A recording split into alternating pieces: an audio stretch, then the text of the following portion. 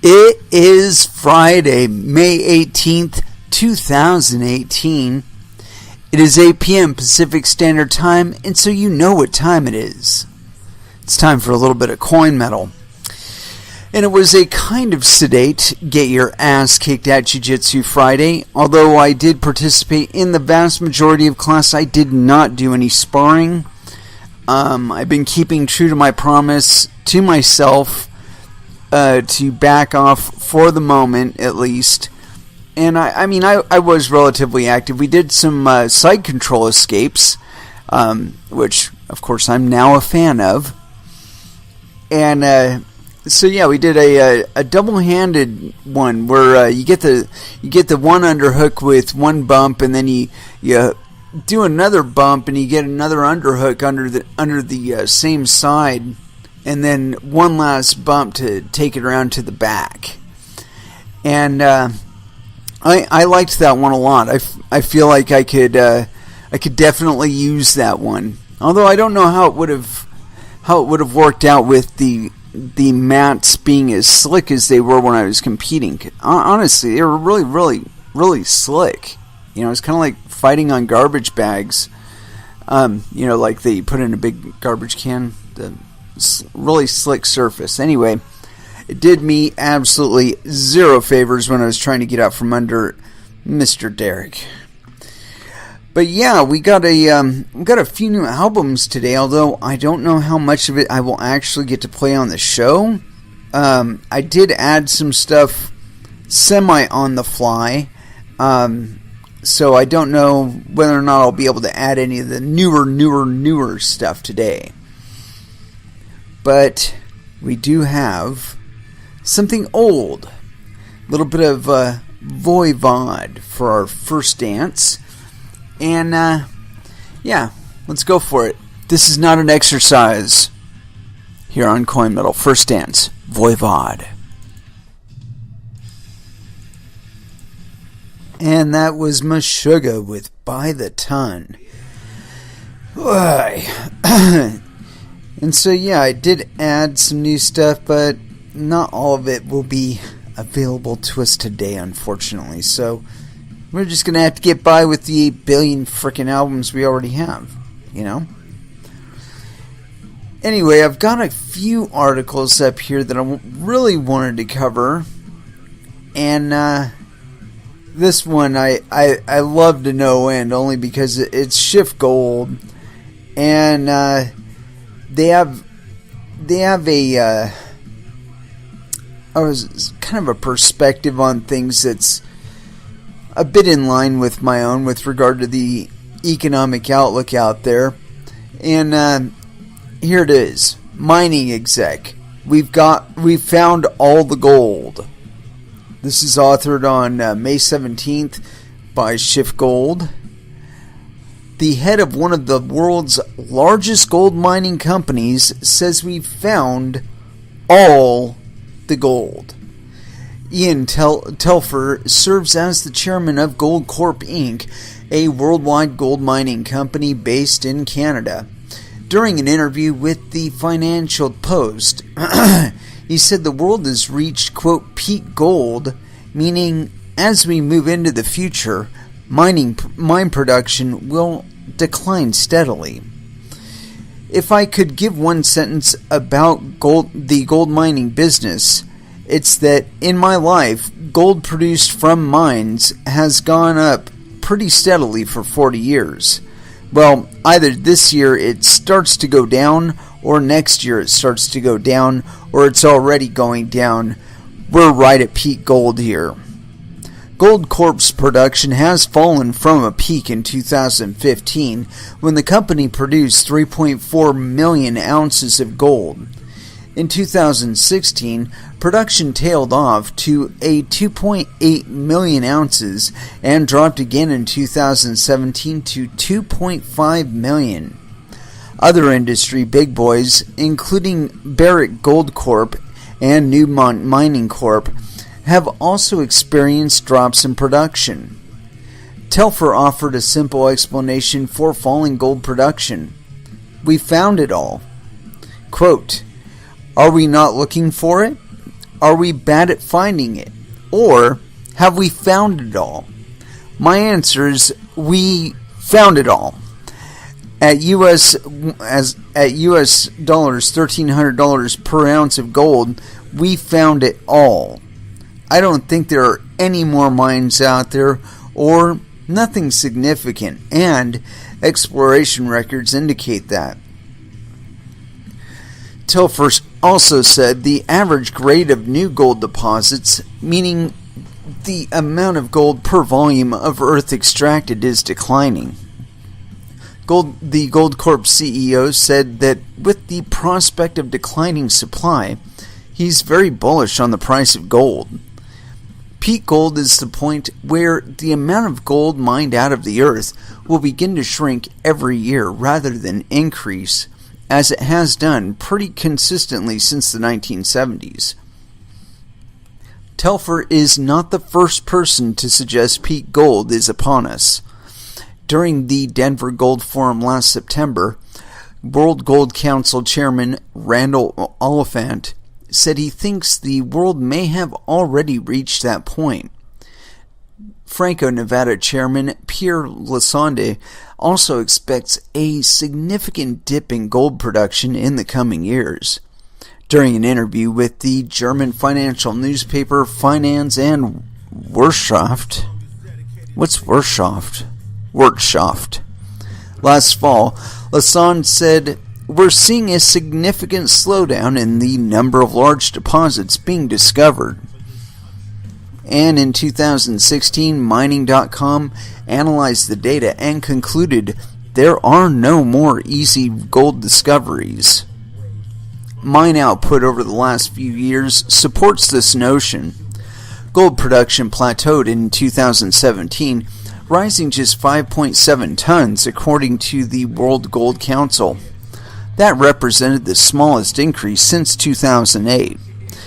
Meanwhile, Chinese mine production dropped by a record 9% in last year. The only other time output has fallen in China was 1980. The country accounts for 15% of the world's total gold production. Early this year, a study came out saying that South Africa could run out of gold within 4 decades. Analysts say that at current production levels, the world's 5th largest gold producer has only 39 years of accessible gold reserves remaining. Wow, that's not very much. When we look at the future of gold, it's easy to get caught up in the latest geopolitical turmoil or the most recent policy pronouncement by the Federal Reserve. Of course, these events in the news cycle are important, but investors should never lose sight of the most basic fundamentals: supply and demand.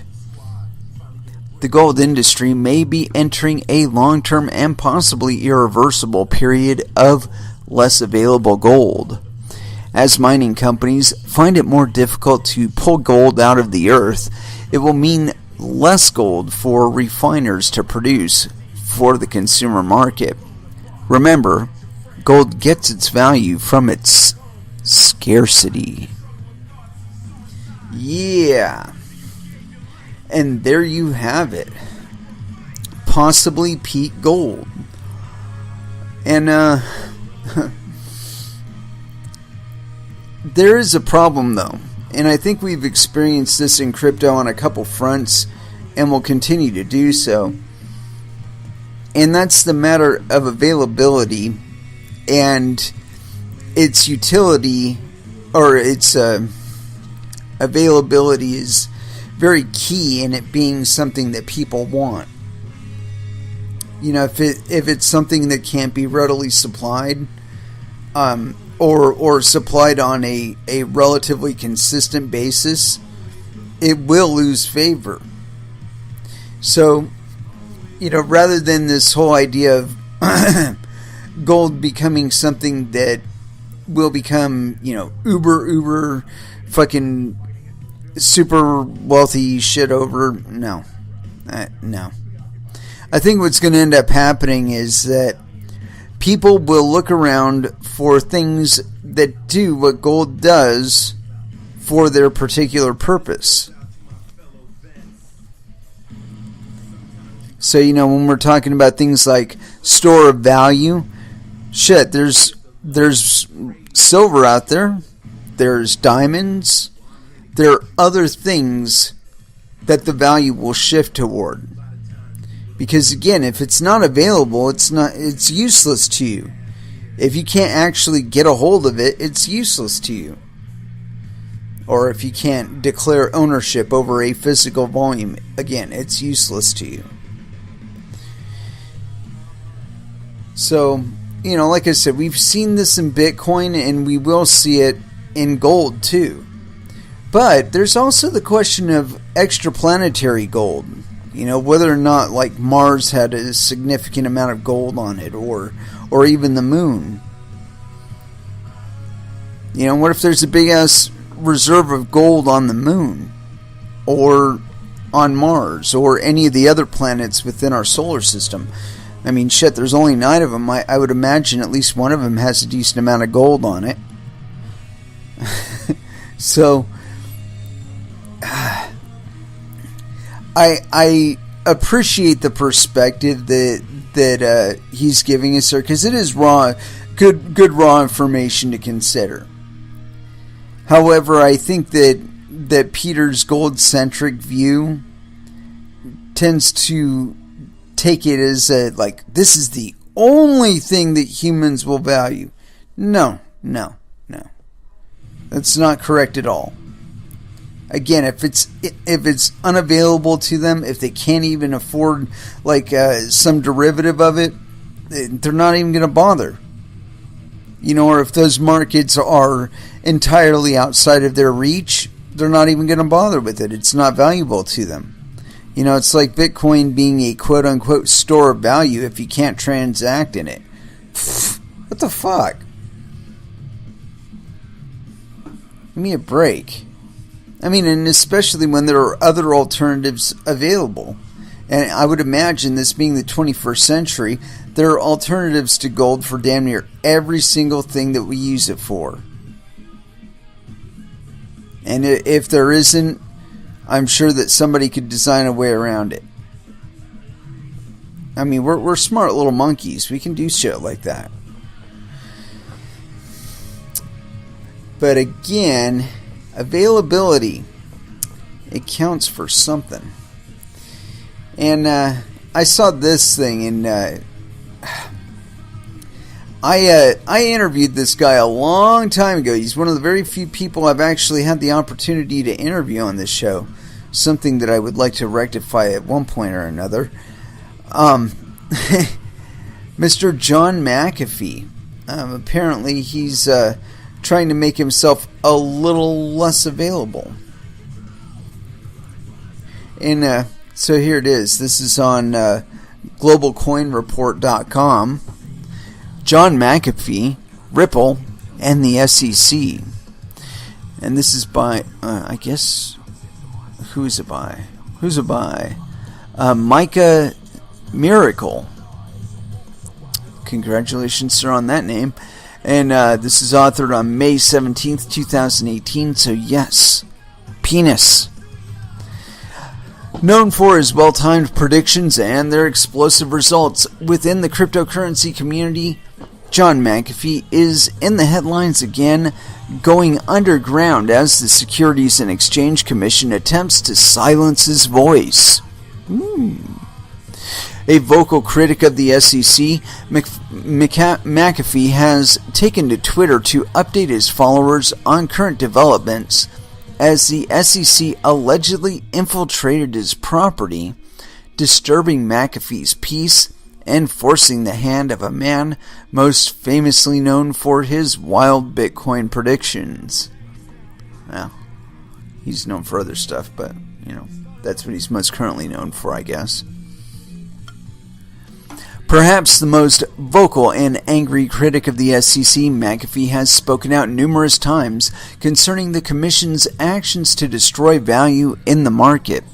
Now, with an increase in suspicious activity happening around his home in Tennessee, his Twitter feed has lit up with the dramatic unfolding of this newest dilemma. With the entire story unfolding via social media, we need to look no further than Twitter and YouTube for updates.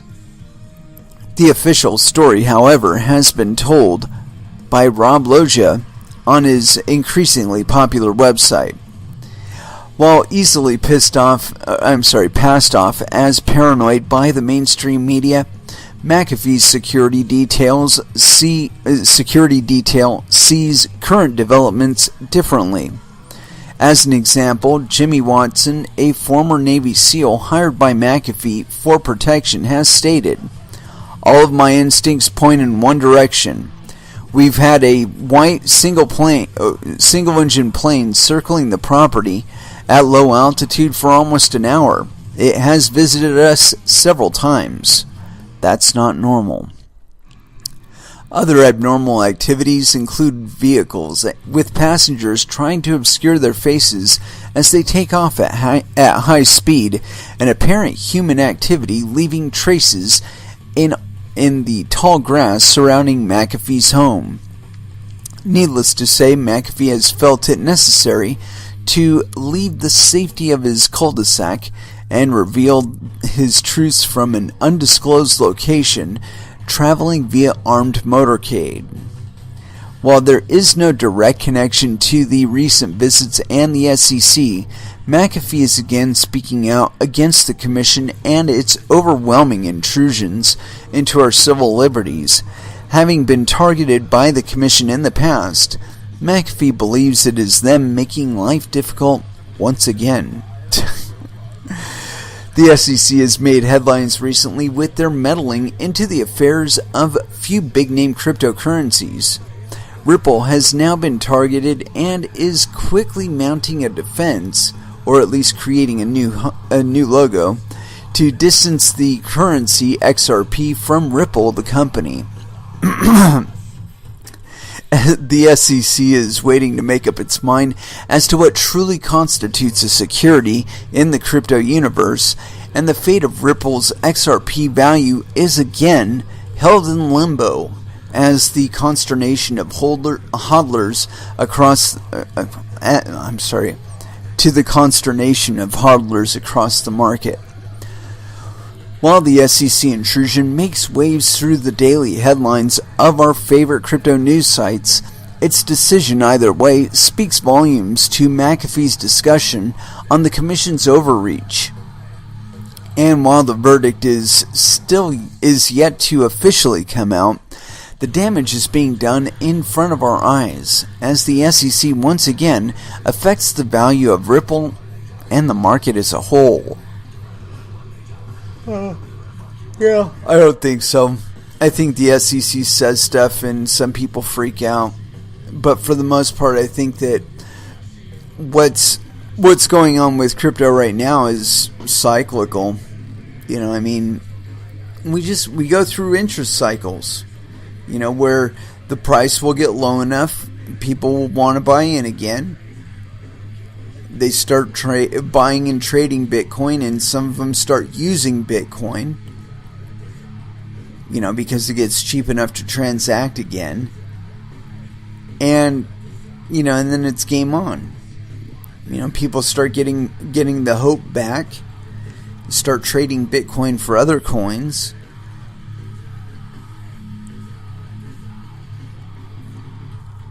But like I said, it's all cyclical.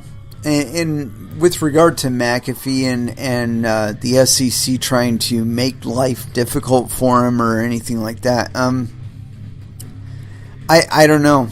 I haven't hung around the guy. For all I know, it's like cops and robbers, playing cops and robbers with kids, you know, where, you know, you're out to find the bad guy and all that. Everybody's a bad guy and a good guy too. All depends on who has to play what, you know. But I don't think that the SEC is paying that much attention to McAfee. If they are investigating him at all or anything like that, it's probably for his connection with ICOs and whatnot.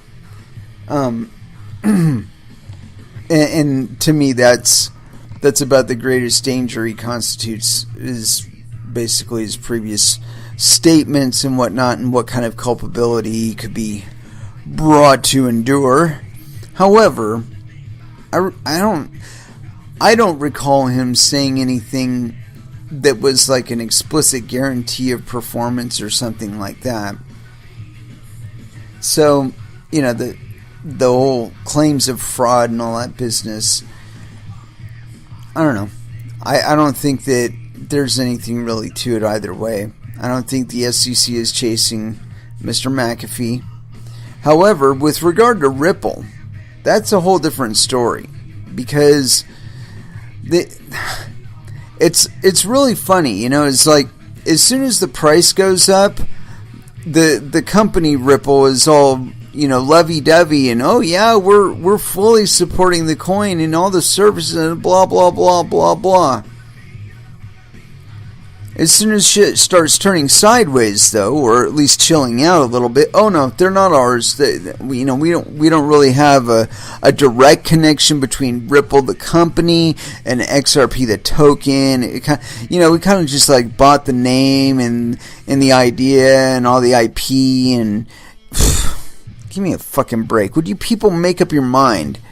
It's not the SEC that needs to make up their mind on Ripple. It's the company. They either need to own the fucking coin or change their fucking name and disassociate themselves with Ripple. One of the two. Because this on again, off again bullshit is confusing for everybody, myself included. I mean, I looked at Ripple a long time ago and I said that this is a model for fractional reserve banking in crypto on a global scale, and that invariably what would end up happening is that units that are either not worth what they were, or lose value somewhere in transit, or somebody's going to get holding the bag, going to get caught holding the bag. And I mean, we've seen it happen time and time and time again. You know, like Paycoin. You just give you a real good example. Paycoin. They came out of the gate guaranteeing a $20 peg per coin. And it did not take long. I think it took like a week or two. That as soon as it was traded pretty openly on the exchanges, it immediately went under $20. It's like, who the fuck do you think you're fooling? And I think they might have held and went up slightly. But again, you know, who do you think you're fooling? You know?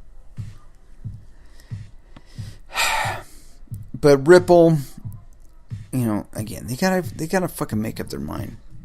Who they are, what they're doing, you know, what they're trying to do. Because I think that the potential for abuse with regard to the Ripple system, or at least according to what I read on it, I saw too many question marks. You know, when I see those in cryptocurrencies, I start assuming the worst. You know, it's like when I'm reading through about Lightning or some implementation to be put on Lightning or some shit like that. I'm not going to be specific, but when I start hearing things like, you know, when they start describing Bob, you know, somebody who has a lot of Bitcoin and is willing to post it up on a Lightning network and facilitate the transactions for everybody. And I immediately think about it in terms of, okay, well, who already does that? Well, banks. Visa does that. Banks do that. U.S. Bank. Bank of America. They all do this already. So, with that in mind, do they have to have licenses to do this? Yes, they do. So, let's just extrapolate here for a moment and assume that if there's organizations that already do this and they require licensure in order to do this, and there are reams and reams and reams of laws applying to the people that bother to get licenses to do this, that are in application, that are live out there right now, why would you ever assume that you could be doing the same exact thing that these licensed entities are doing and not have a license? And now some would point back to mining, and I have this to say to them, that unlike mining, the transactions on a Lightning network, they're not broadcast out to the network. The network doesn't know that they happened until the payment channel is closed. Whereas I won't say there's no lag on the Bitcoin mining network, because there can be lags here and there. But the fact of the matter is all of the transactions themselves that are going to be included in the blockchain, included in blocks and put on the blockchain, they're available for the public to see. And this is what makes it different than the Lightning Network. Is that the Lightning Network is happening quote-unquote off-chain. Whatever claimed association it has with events and transactions that are happening on the blockchain are, again, a loose association and being given to you or defined for you by a third party that could just as easily be lying to you. But of course, we don't entertain that possibility, because, oh my God, that might do something to our optimism. That, you know, the thought that humans might still be humans in the blockchain era and still try and lie to the medium of record, just like they lied to every other medium of record. I mean, blockchains don't make people honest. Cryptocurrencies do not make people not greedy. People will try and game the system, and that's one of the understandings, one of the underlying understandings about cryptocurrencies. And you probably learned this lesson when you were in kindergarten, the first recess, and you walked out and there were kids playing games with balls and bats and whatever, and you figured out really quick which kids were wanting to play by the rules. And when they weren't willing to play by the rules that you agreed to, or that everybody understood were the rules, what did you do? You went and played with other kids. And that's the same lesson with cryptocurrencies or any other currency, is that once the public is abused enough by the curators of a currency, assuming it does have curators, which is possible not to have one now, that you can pick up the ball and walk and play another game where they are actually following the rules that you understand them to be, and as you understand them to be, and as you have agreed to play by. And there are a series of other rule sets that you could be following. You don't have to follow one specifically.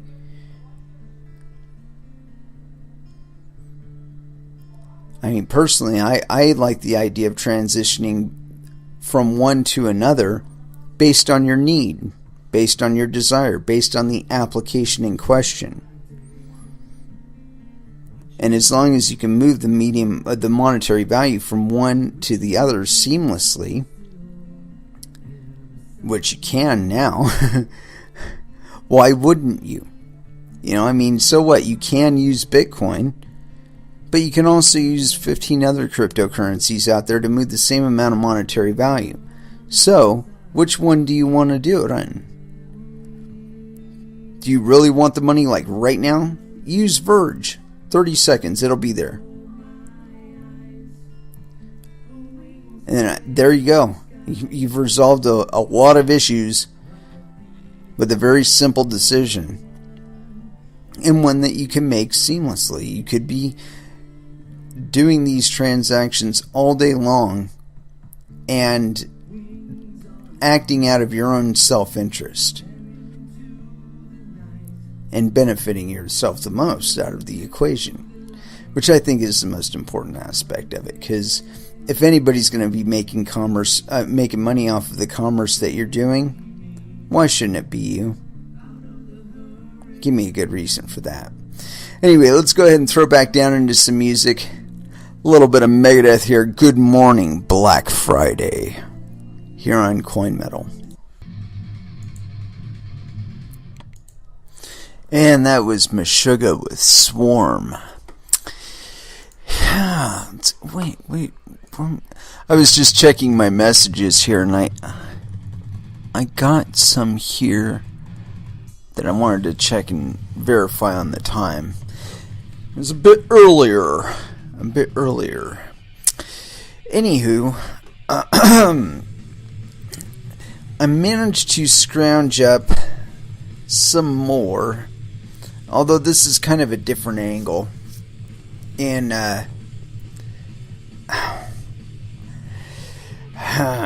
don't know how I'm going to tie this one together in a title, but I'm going to manage to do it somehow, because this stuff is just too juicy not to cover, you know.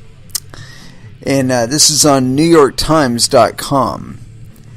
When thousands filled a Hilton ballroom to ponder the future of Bitcoin. Seth Kane has hot pink hair and Pokemon stuffed animals on his shoulder. He's a Bitcoin miner, a designer, and is trying to start a solar farm in Washington where he lives. He was in New York this week for Consensus2018, a blockchain-themed conference that attracted more than 8,400 people to pitch ideas, mingle, and reveal the possibility of disrupting healthcare or real estate or how government works.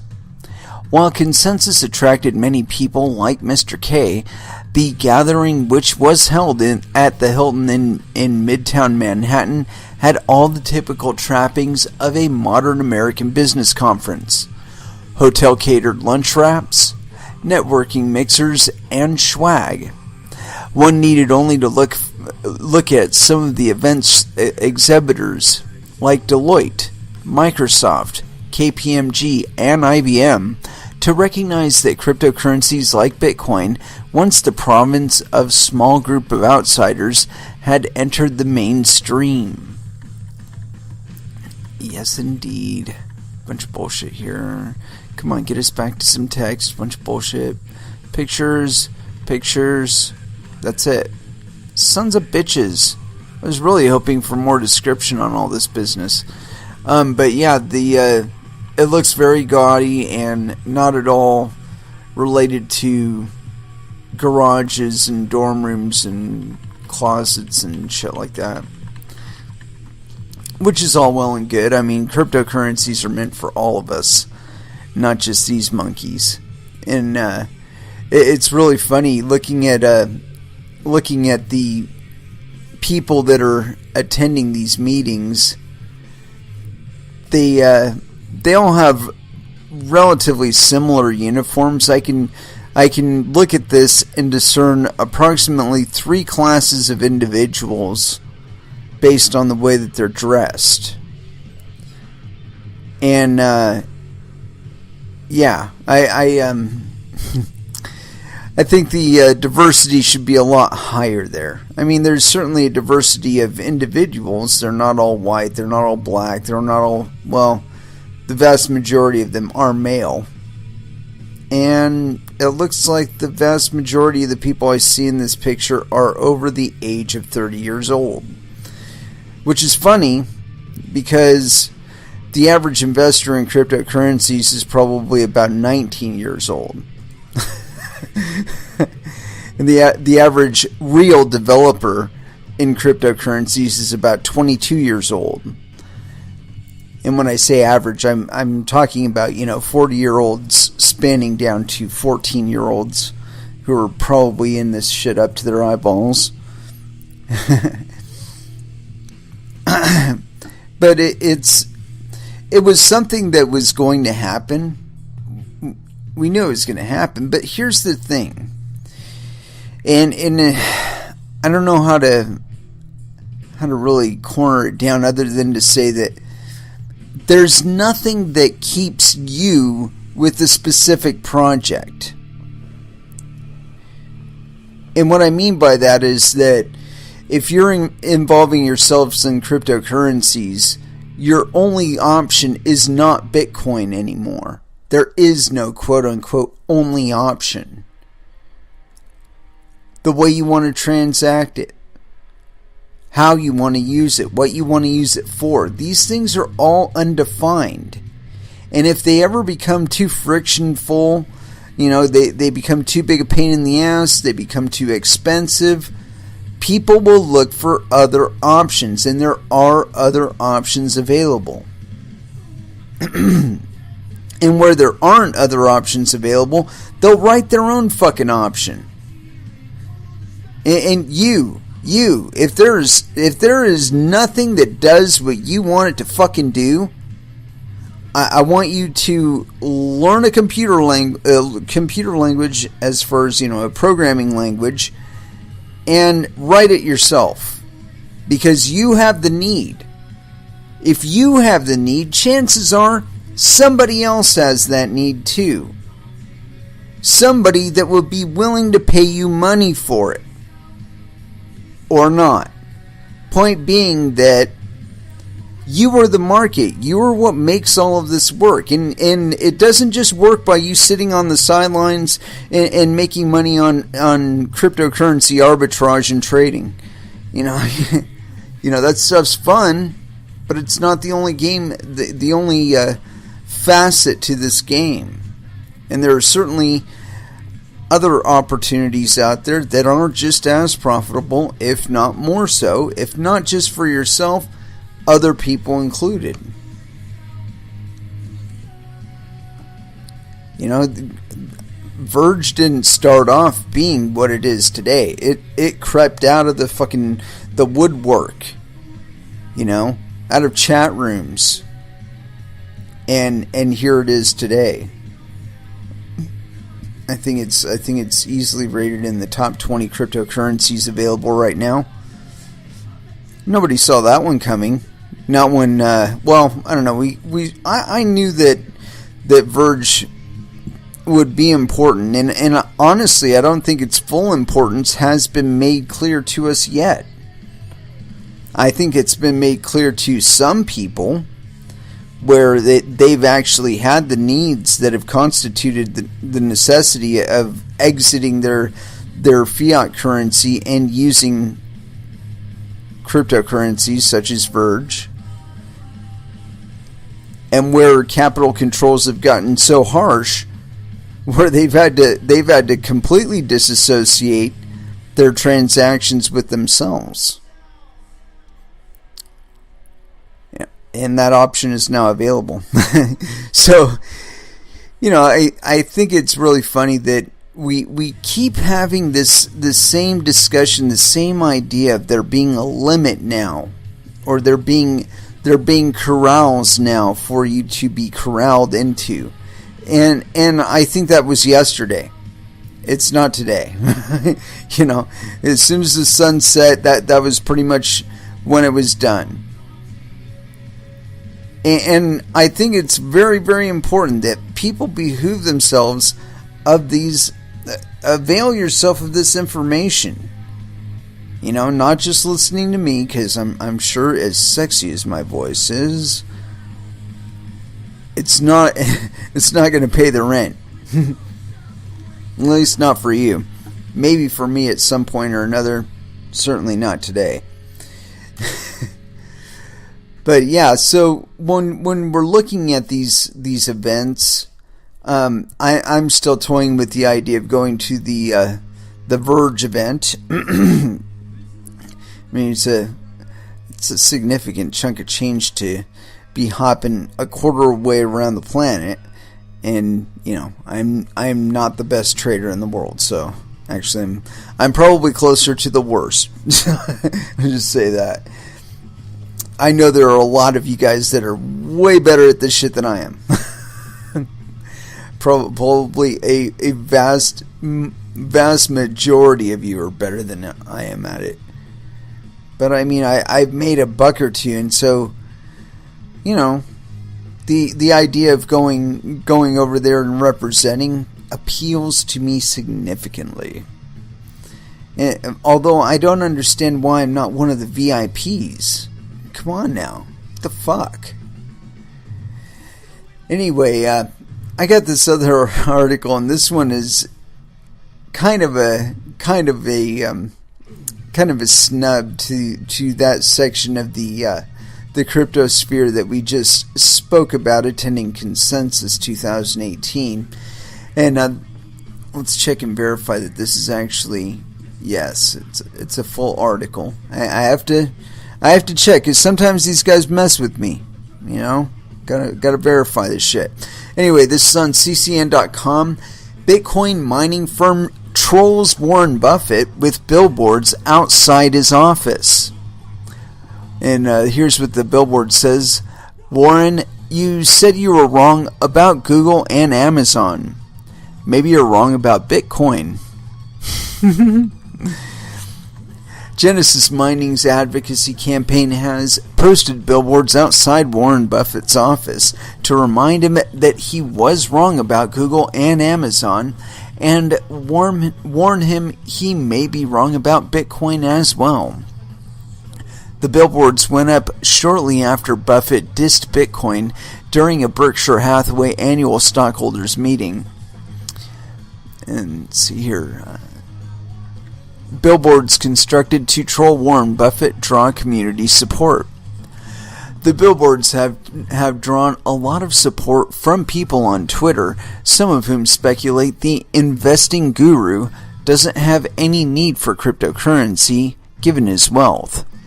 One tweeter suggested cryptocurrency will get Buffett's attention when it is eventually used to tokenize conventional stocks. Genesis Mining's Bitcoin Awareness Billboard campaign is an effort to educate the public about Bitcoin. One goal is to provide balance to the negative impression that the mainstream media often gives Bitcoin. Earlier this month, Genesis Mining organized a Bankers Against Bitcoin demonstration at the 2018 Consensus Blockchain Conference in New York City.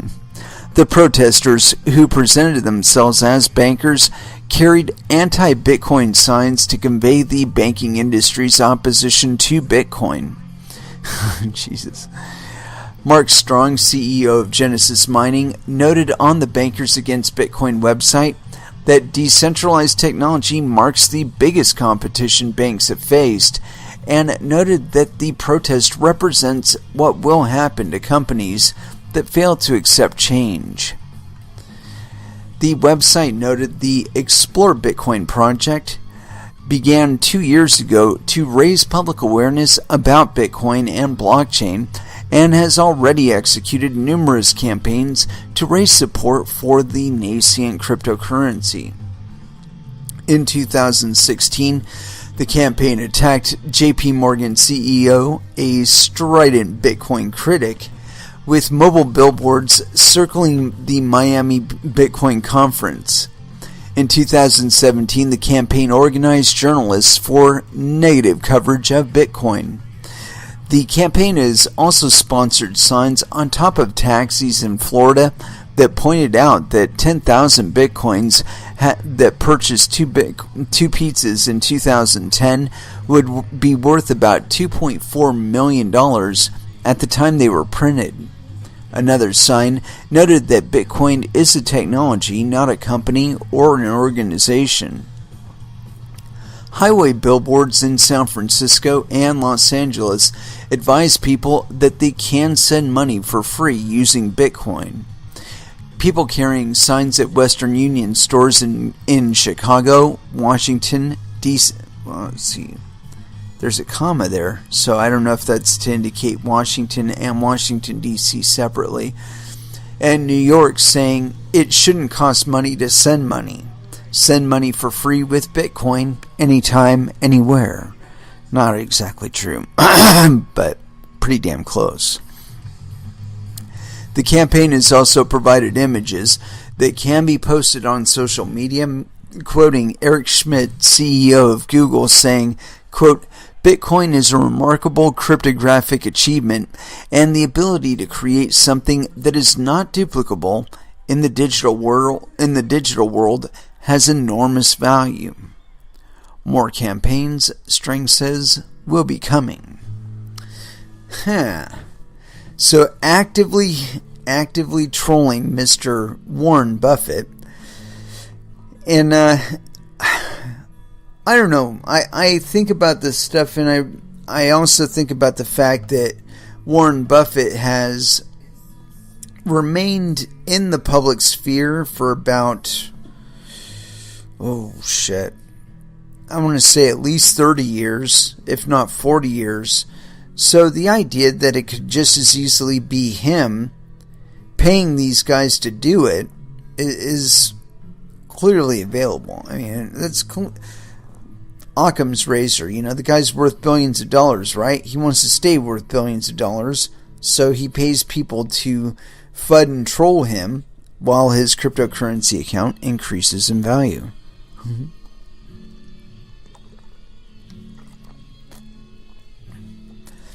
It's not a new game to play on both sides of the board. Not a new trick. But I got this other one here on Consensus2018. And hopefully this one will be it is an actually longer article. Consensus2018 fails to pump up Bitcoin. And I don't know why anybody would have expected it would. And this is by Peter Teacher. So yes, clearly, penis. CoinDesk's Consensus 2018 conference is over, and it failed to pump up cryptocurrencies. Despite this conference, which, if you believe in my 3 rules of Bitcoin, was an ideal opportunity to hype cryptocurrencies and pump them higher, cryptocurrencies mostly fell this week. Bloomberg reports that crypto wealth declined $45 billion in 1 week. Bitcoin dropped, Ripple dropped, Ethereum dropped, Litecoin dropped. The inability for the enthusiasm of the conference participants and their Twitter accounts failed to translate into any price gains. I continue to believe that price of crypto is driven largely by the rate of new adoption, with periodic support from miners and extremely large holders who had the most incentive to prop up prices. Again, see my 3 rules of Bitcoin. The fact that this conference, where the hashtag Consensus2018 dominated social media feeds on Twitter, could not get crypto prices to pop, should send a disturbing message to current holders. Not really. In theory, the hype surrounding this conference should have attracted a lot of new users and pushed prices higher. Nothing like Thanksgiving/futures rally, but some strong support. Instead, the conference has a bit of the feel of a bunch of people patting themselves on the back, declaring victory, not realizing fewer people care. While many of the biggest supporters are out there saying not to worry about the lack of a Consensus 2018 bump, I think you should be worried enough to sell at least some of your stake, if you have any. While Bill Gates might not be able to short Bitcoin, you could take a shot on small size in the futures market. So yeah, guy basically saying you should short Bitcoin. I didn't expect that Consensus 2018 was going to do anything for the price of Bitcoin. And the fact of the matter is that if you reflect back to what we just read about that particular meeting, it was full of fucking bankers. And my apologies, fucking bankers. I really shouldn't use the word fucking in association with bankers, but you're fucking bankers. What do you want? Anyway, yeah, so there was a lot of bankers in that particular audience that I was looking at. So I would imagine that bankers and legacy individuals represented about 70 to 80% of all the individuals at Consensus 2018. Now, this should tell you something that I've been telling you over and over and over and over and over again. I mean, for one thing, the thing was overpriced. That will kick a lot of the people that do this for a living out of it, out of going to this conference, because it's like, dude, I think it was like $2,000 a ticket or some shit like that. Who the fuck's gonna go to that? A, banker. B, bright boy funded by banker. I mean, come on now. We're talking about money again. So the Consensus 2018 was catering to upper echelon financial individuals. Okay, why would you see a populist response to such parties going to this thing? Oh my God, Goldman Sachs went to Consensus 2018. Like, I give a rat's ass. I wasn't there. I mean, really, what good did it do me? Not a fucking bit. So, again, why would you expect a market response amongst people that don't make enough money to take $2,000 and set it aside for a ticket and then pay for all the amenities and all that other bullshit? You know, why would you expect those people to react positively to such an event? And especially considering that the direction that some people have been pushing Bitcoin has been into using it off-chain, okay, with this Lightning Network business. And that being the primary means of transacting Bitcoin. And that appeals to legacy individuals such as fucking bankers or traders, you know, like Goldman Sachs or some of those guys. Of course, there's like some muddying of the water between those individuals and banks and trade houses. It's all goofy. But anyway, so we've already been smelling the institutional money coming in, and this guy telling you to sell, I think he's kind of silly. You know, because at this point, whatever value that you are holding in Bitcoin, I think will continue to go up in value, only if for no other reason than the central banks of this planet have not stopped printing. Printing currency, printing the fiat currency, makes Bitcoin and other cryptocurrencies that are of limited supply, that are done via proof of work, worth more over time. Why? Because the energy gets more expensive. Because the hardware gets more expensive. The transportation to move the things from point A to point B is more expensive.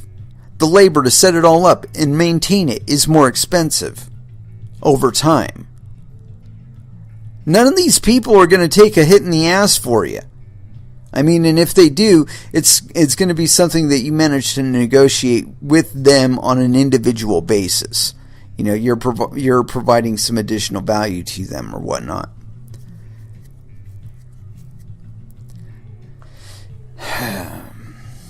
Anyway, let's go ahead and kick back down into some more music. We're covering some interesting material there with Consensus 2018. Yeah, I don't think that is going to be the interest in the next year with regard to cryptocurrencies. I think that most people are not going to be wanting to go off chain. We have a publicly accountable ledger. It's fully transparent. Why are we going to give that up and go back to trust? I mean, and whatever regulators have to say about cryptocurrencies, I think at the very least they recognize the self-regulating mechanisms of cryptocurrencies, and they're saying, well, you know what? At this point, other than outright fraudsters, we really have nothing to say about this shit. I mean, because you guys are doing a half-decent job of maintaining it on your own. There are some shysters out there, and we are going to be watching them. And we have some rules by which you can follow and maybe cut some of those guys out of your portfolio and keep them out of your portfolio. But there really is no cause for us to just get in there with our hands and dig around in the innards with a bunch of new regulations and bullshit. Of course, then again, it could just be because they're heavily invested in it themselves, which I always suspect. Anyway, let's go ahead and throw it back down into some music. I want some Slipknot here. Duality here on CoinMetal. And that was Megadeth with Set the World Afire. And so, I did a little bit of scrounging around on this subject because it dawned on me that there's probably more to this story. And let's see here. I'm trying to find the most current one. And so here it goes. Consensus 2018 proves Bitcoin and blockchain are here to stay. And this is by Josh Inamoto. So yes, penis. And this is authored May 18th, 2018. So yes, we're on track. The hottest ticket in town this week was in New York City, but unlike any top-tier event, you were invited if you could afford it. At approximately $2,000, Consensus 2018 was the most expensive addition in the blockchain conference's history. Despite that, it was the most heavily attended by a country mile. Founded by CoinDesk, Consensus 2018 drew 8,500 attendees, an all-time record.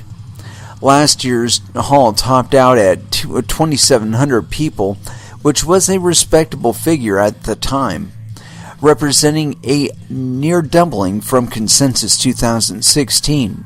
But at a growth rate of 215%, this year's edition took the Bitcoin conference to a whole new level. Usually cryptocurrency-related events are self-serving. Nothing new is learned because the people attending don't have to be sold on anything.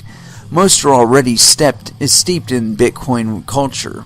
What made Consensus 2018 stand out was its diversity. Not everyone was a believer, and even among the faithful, not everyone saw eye to eye. Most importantly, Consensus 2018 proved that the Bitcoin ecosystem was far more than just speculators looking to profit. Here's the deeper look at the Bitcoin conference and the issues presented. Bulls go to bat for Bitcoin. With the way the mainstream media has portrayed Bitcoin and the blockchain as a wildly speculative venture, FedEx Corporation Chairman and Chief Executive Fred Smith's words may come as a surprise, which we will follow up on.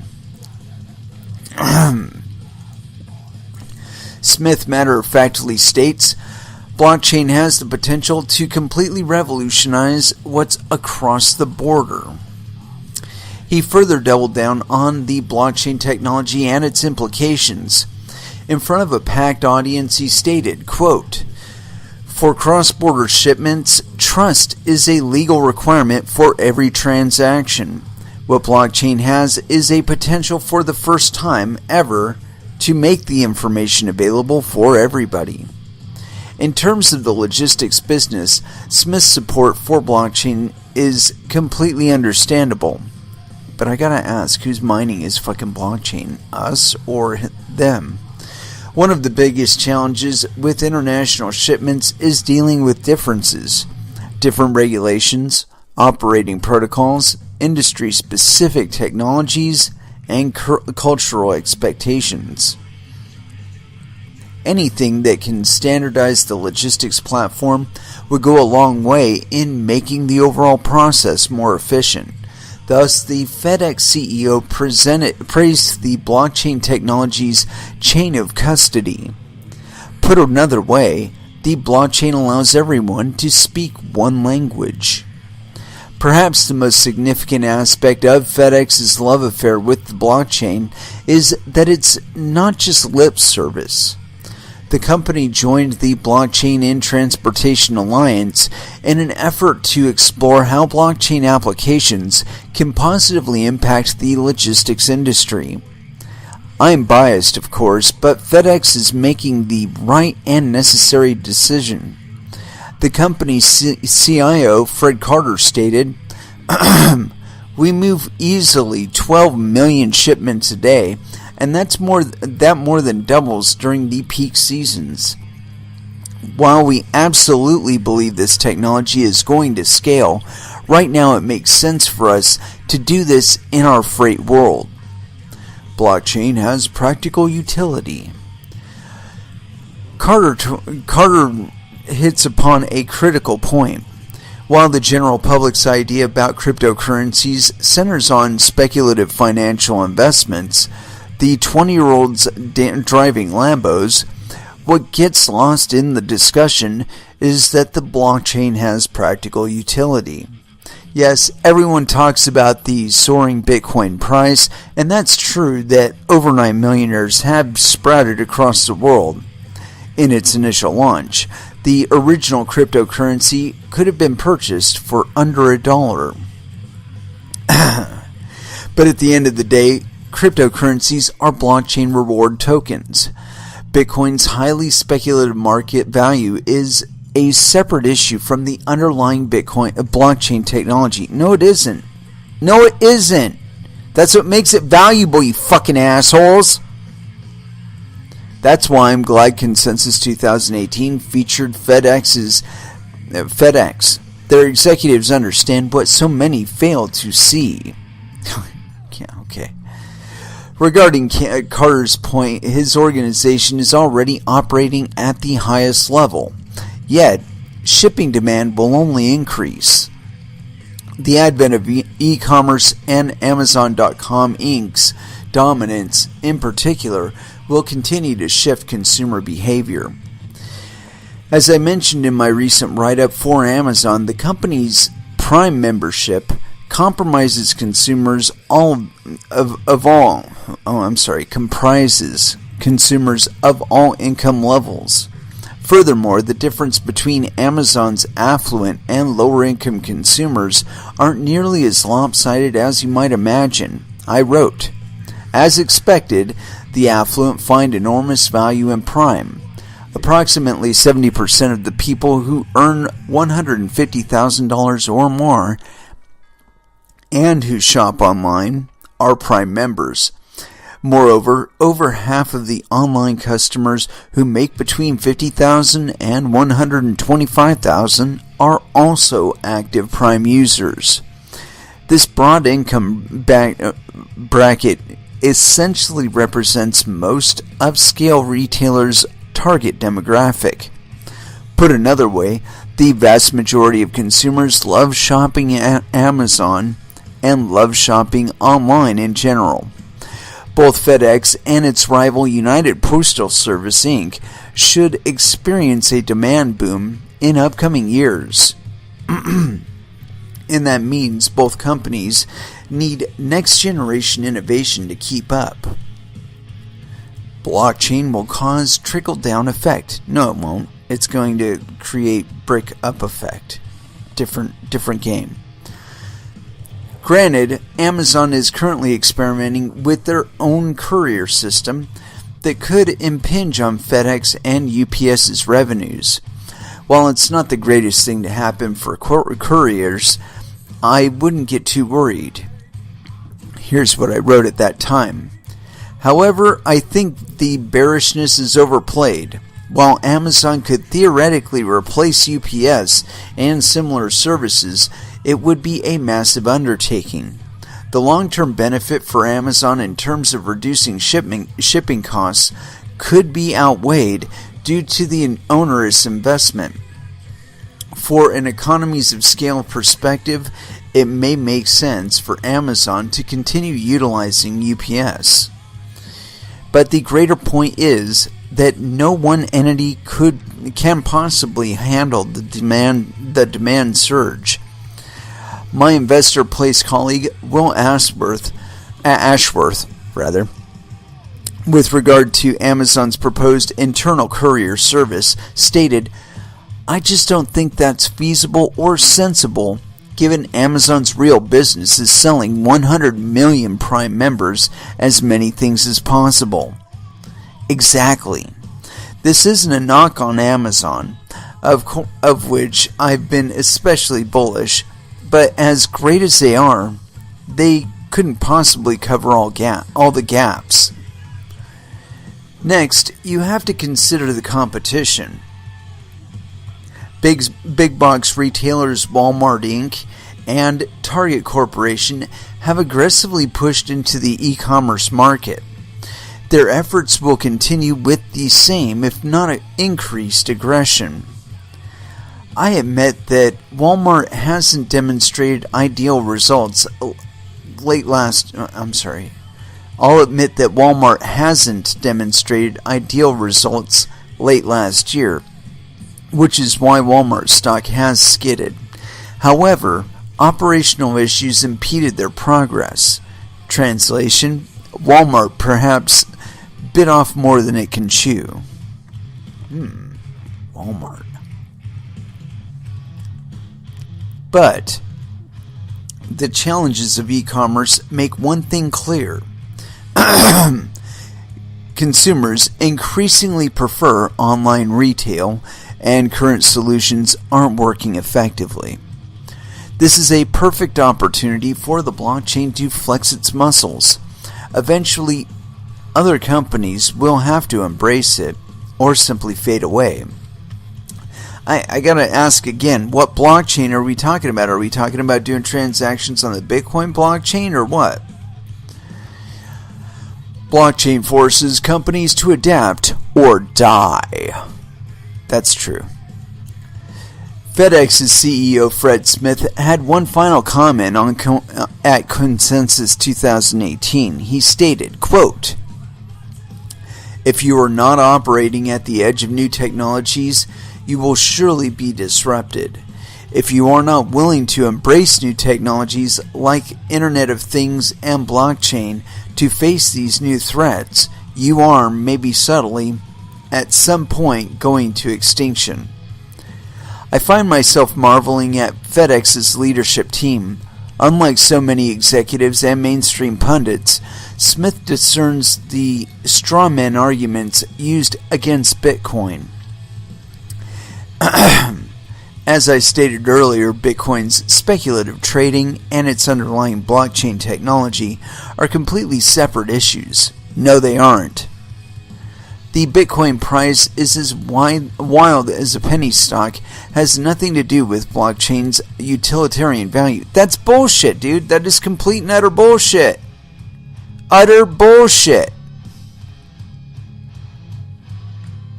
If it gets too valuable, it's harder to transact because it's more expensive in terms of Bitcoin to transact it.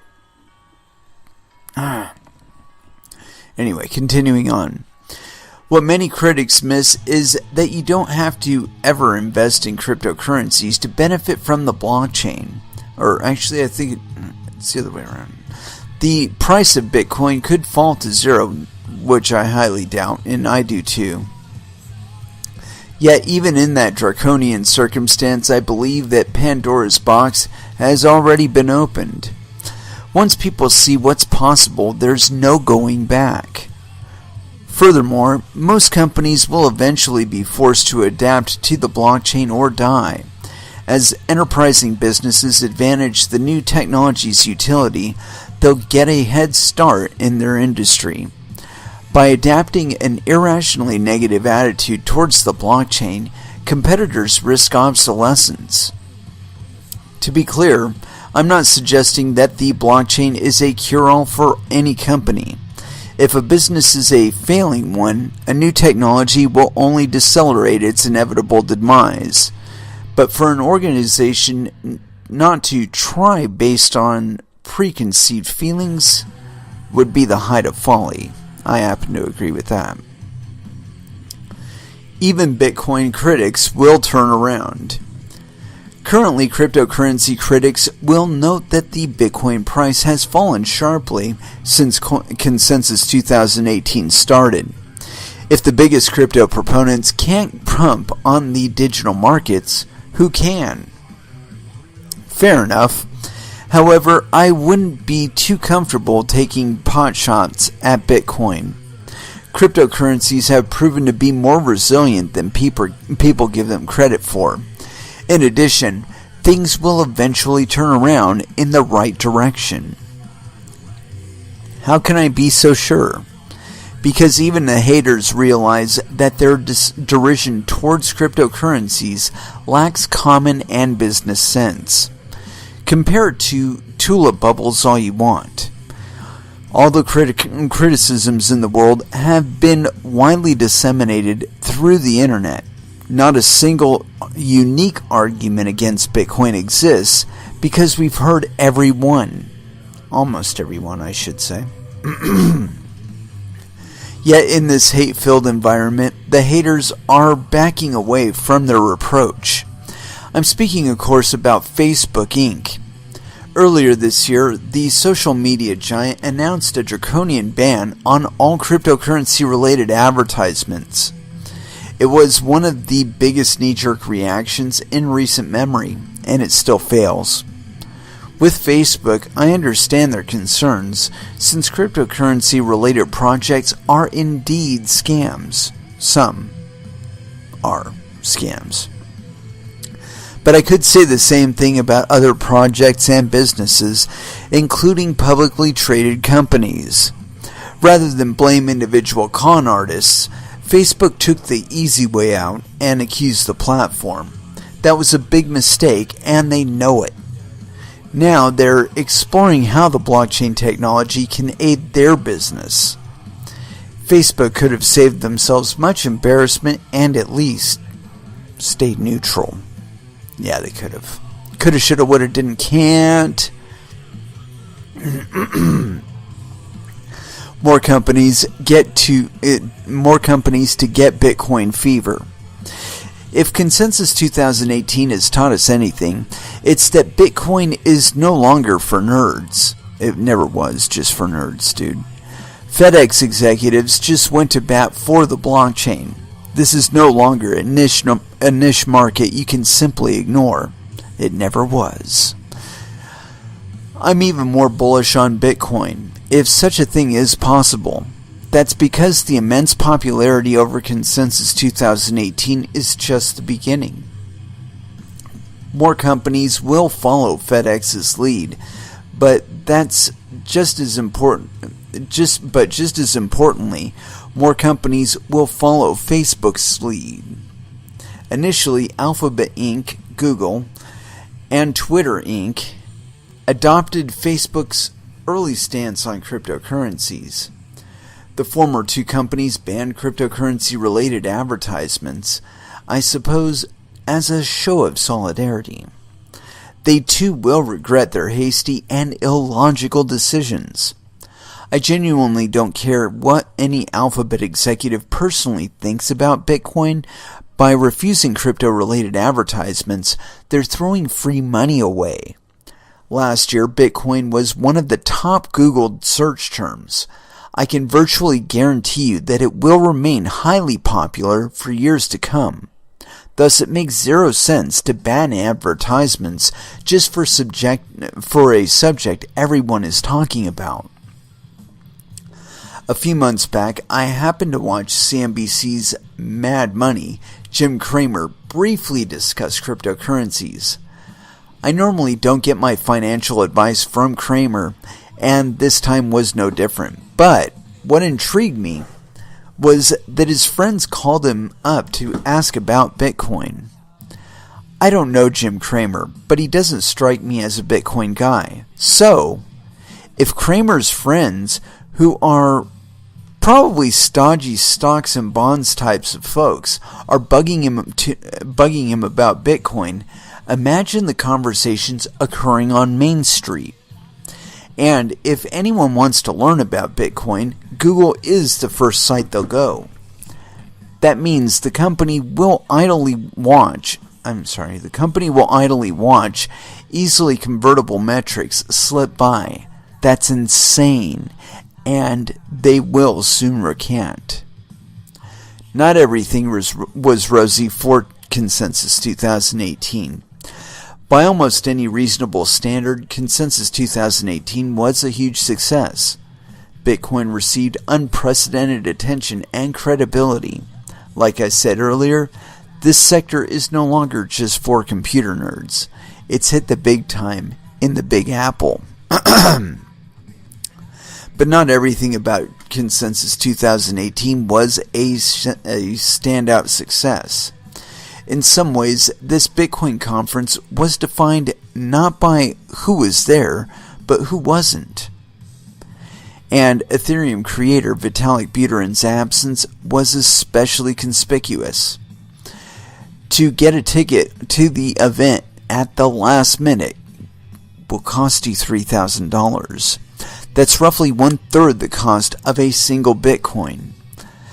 Buterin took exception to this highway robbery, stating simply, "I refuse to personally contribute to that level of rent-seeking." I couldn't agree more. I can understand why he was upset. As one of the blockchain space's most prominent and accomplished figures, I appreciated his standing up for the little guys. Consensus 2018 offered valuable content and insights that no one will argue against, but the hoopla and extracurricular activities were something the conference could do without. For instance, the parading of Lamborghinis was tacky. It screams desperation and insecurity. In my opinion, it was a bad look for the cryptocurrency sector's marquee event. More critically, Buterin may have been concerned that the blockchain was losing its ideological base.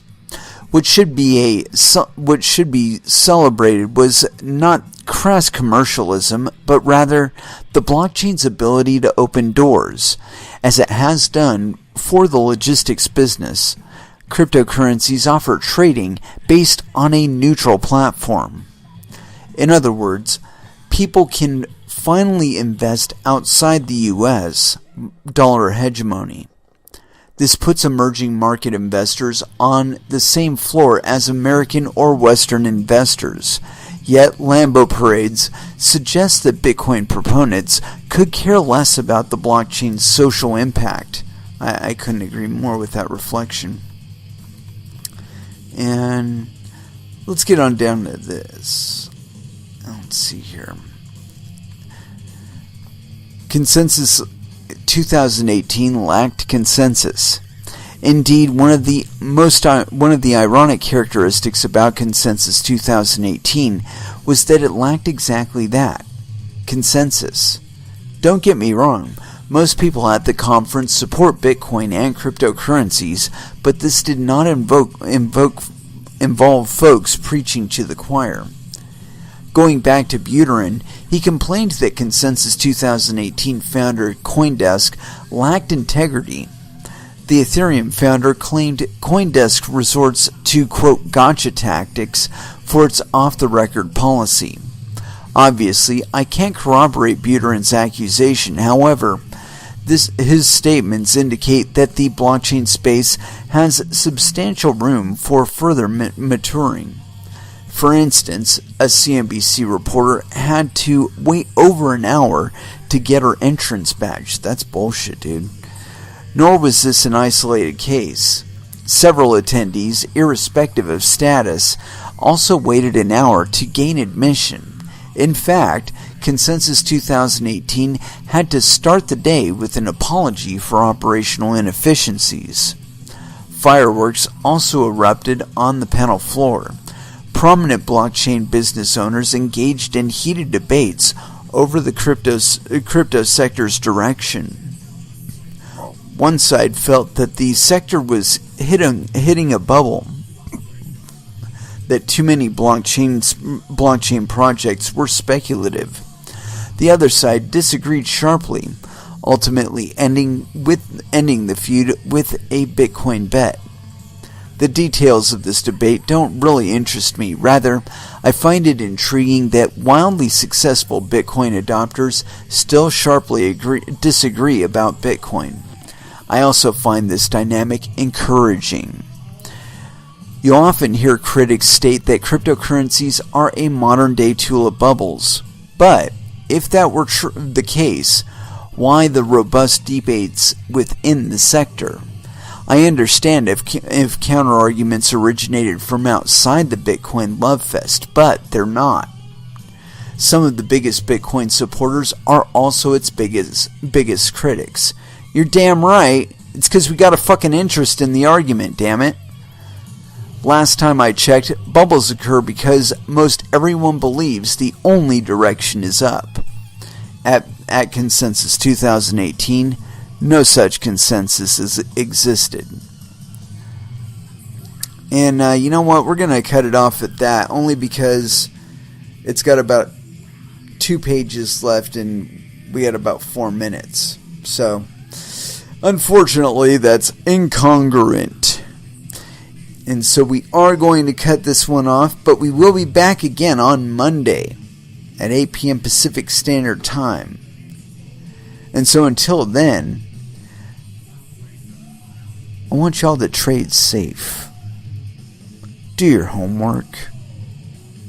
And watch out for your own bunghole, because nobody at Consensus2018 is going to do it for you. As they kind of indicated with the way they treated everybody. And yeah, it's kind of what I expected. When I heard that the tickets were $2,000 a piece, I was just like, yeah, that's not going to draw the right kind of people. The people that are really interested in this technology. And who have the most to benefit from in this space. And it's with that, I would like to close this one out. Thank you very, very much for listening. I certainly do appreciate the support. And so until then, I want y'all to have an excellent weekend. We're going to go ahead and close this out with one last song by Meshuggah, Combustion, here on CoinMetal, Last Dance. Thank you for listening, and y'all have an excellent evening.